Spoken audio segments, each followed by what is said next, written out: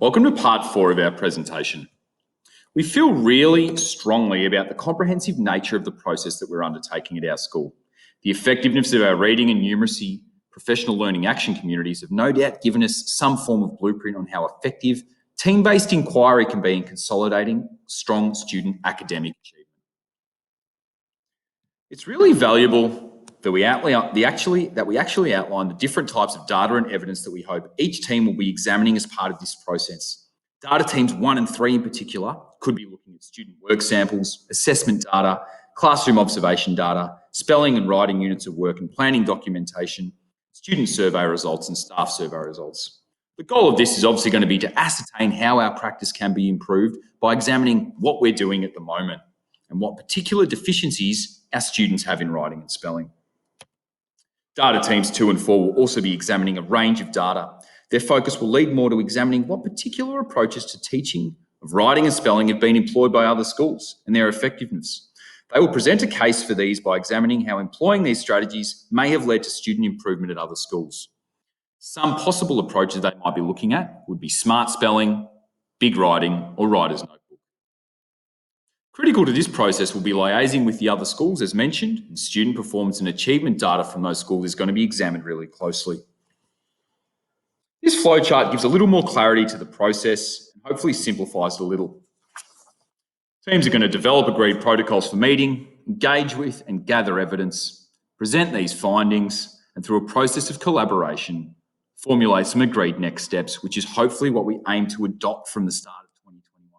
We don't know exactly what these are going to look like, but we're hoping that this process allows us as a staff to collaborate, investigate, and lead us into a new period of renewed teaching and improved student growth. As has been highlighted, there's currently real scope for improvement in the area of staff professional learning at our school. Survey results indicate that as a whole, we aren't participating in enough PD, particularly in the areas of writing and spelling. Could this lead to the lacklustre growth that we've been experiencing? We don't know, but we need to explore it. As a result, in order to support our adoption of new teaching approaches from 2021 in these curriculum areas, all classroom teachers, will undertake 4 full days of PD a year, 1 per term, on both writing and spelling. Data shows that teachers who regularly undertake professional development are more likely to facilitate stronger learning achievement from their students. A new school improvement plan will be released at the conclusion of 2020, having been delayed due to the COVID-19 pandemic. There will be clear links between the process we have outlined today and the learning and teaching element of this plan.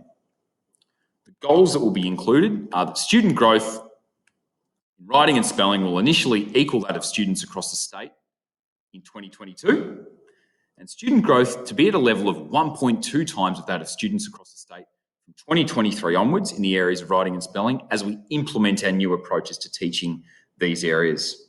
We've worked to ensure these goals are both measurable and attainable. So to conclude, let's outline the final goals for all of the key stakeholders in our school community.